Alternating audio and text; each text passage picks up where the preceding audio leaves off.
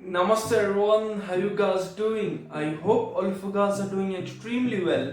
So after a long time मैं फिर से एक बुक रिव्यू लेके आया हूँ और आज हम रिव्यू करने वाले हैं द एम्परर।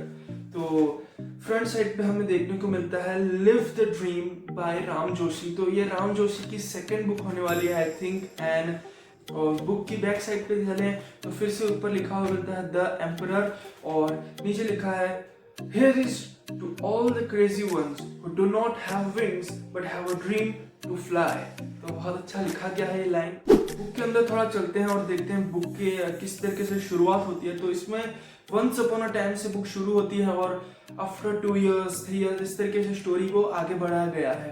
तो थोड़ा मैं आपको रीड करके बता देता हूँ स्टार्टिंग से। On the surface or under the water, the weather of Antarctica could be extremely brutal. If it was tough to get there, it was even tougher to live there. It was a barrier that few creatures dared to take.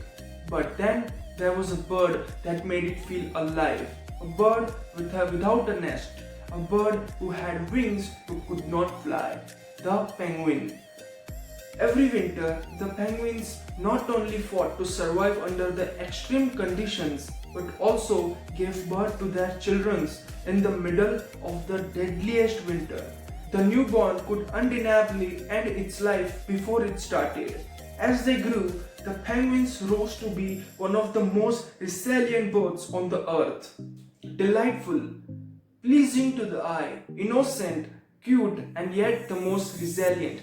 तो इस तरीके से इस book को थोड़ा लिखा गया है और आपको पता ही चल गया होगा ये पूरी बुक एक पेंगुइन के ऊपर है और धीरे धीरे स्टोरी आगे बढ़ती है। तो ये पूरी स्टोरी स्पेशली ईएम मतलब इन नाम के पेंगुइन के ऊपर है। आई होप इसे ऐसे ही प्रोनाउंस किया जाता हो। तो इन मतलब एंटार्क्टिका के सरफेस पे सारे पेंगुइन्स के साथ जो है बड़ा होता है, न्यू बॉर्न होता है पहले तो, और तब भी उसे बहुत ज़्यादा डिफिकल्टीज फेस करनी होती है बड़ा होते होते। जैसे कि आपने सुना बहुत डेडलीस्ट विंटर में कुछ ही मतलब बेबी बॉर्न्स जो कि सर्वाइव करते हैं। तो इस तरीके से स्टोरी आगे बढ़ती है और वो सर्वाइव कर जाता है, वो बड़ा होता है और बट उसकी सोच जो है वो नॉर्मल पेंगुइन्स जैसी नहीं थी। उसकी सोच बहुत अलग थी, बहुत ही मतलब कह सकते हैं बड़ी थी। उसे कुछ नया करना था, उसे वो जो नॉर्मल लाइफ है वो नहीं, उसे कुछ मतलब जैसे कि अगर वो आसमान में किसी बर्ड को फ्लाई करता हुआ देखता तो उससे भी मन होता कि ये कैसे फ्लाई कर रहा है, मुझे भी उड़ना है, मेरे पास भी विंग्स हैं। तो पेंगुइन्स तो फ्लाई नहीं कर सकते जैसे कि आपको पता है, बट उसे ड्रीम था कि मैं भी फ्लाई करूं।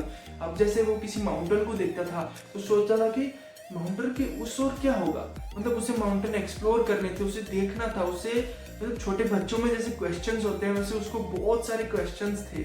और हमारे साथ भी ऐसा होता है जब हम लोग बड़े होते हैं तो सारी चीज़ें देखते हैं और हमारे पेरेंट्स को पूछते हैं कि पापा ये क्या है, मॉम ये क्या है। तो इस तरीके से वो भी दूसरे पेंगुइन्स को पूछता है, खुद ब खुद सोचने लगता है बहुत सारे क्वेश्चंस को और आंसर्स ढूंढता है। तो इसी तरीके से और उसका एक ड्रीम था कि वो माउंटेन को ऊपर तक क्लाइंब करे और उसके ऊपर देखे, उसे एक्सप्लोर करे कि वहाँ है क्या।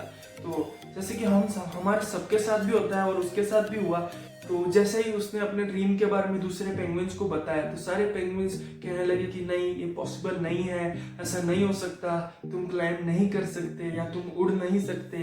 तो हमारे साथ भी कहीं ना कहीं ऐसा होता है और मैं इस पेंगुइन के साथ, इनके साथ बहुत ज़्यादा रिलेट कर पा रहा था।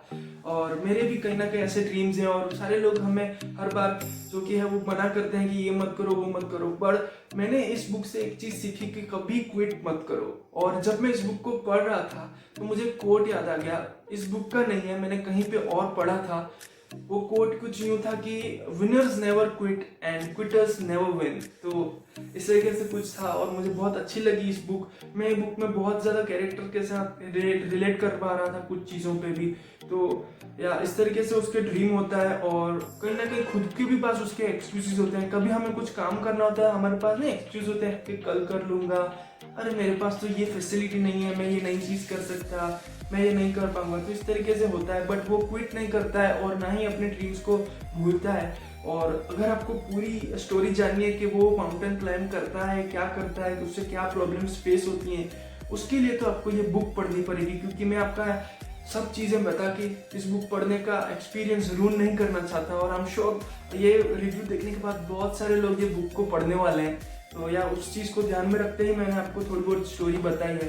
बहुत सारे लोगों ने मुझे डीएम किए थे और कमेंट में बताया था कि हम लोग एक बिगिनर हैं, हम लोग रेगुलरली बुक रीड नहीं करते, तो हमें कोई इजी बुक बताओ। तो आई वुड रिकमेंड कि आप द एम्परर को ज़रूर पढ़ें, क्योंकि इसकी लैंग्वेज भी बहुत ईजी है और इसके पेजेस जो कि हैं, टोटल इस बुक के पेजेस की बात करें तो 136 पेजेस हैं इस बुक में, तो काफ़ी थिक भी नहीं और छोटी भी नहीं, आप इसको 1-2 दिनों में ही ख़त्म कर सकते हो। तो बिगिनर्स के लिए specially I would recommend this book. इस बुक की प्राइस अगर बात करें तो अमेजोन पे पेपर बैक आपको 215 रुपीज़ में मिल जाएगी, बट मेरे पास तो किंडल का वर्जन था। तो आप अगर मेरी तरह मोबाइल डिवाइस या टैबलेट में पढ़ना चाहते हैं तो सिर्फ 99 रुपीज़ में आप किंडल वर्जन ले सकते हैं।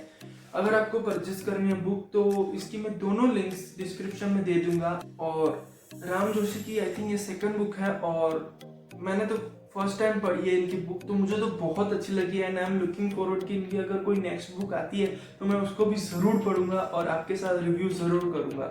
आई होप आपको ये छोटा सा रिव्यू पसंद आया। मैं ज़्यादा स्टोरी रिवील नहीं करना चाहता था, तो ये रिव्यू छोटा सा ही है। आई होप आपको पसंद आया और मिलते हैं किसी ऐसे ही इंटरेस्टिंग बुकिश वीडियो, व्लॉग या हो सकता है game play. I'll see you guys in the next video. Bye bye. Take care.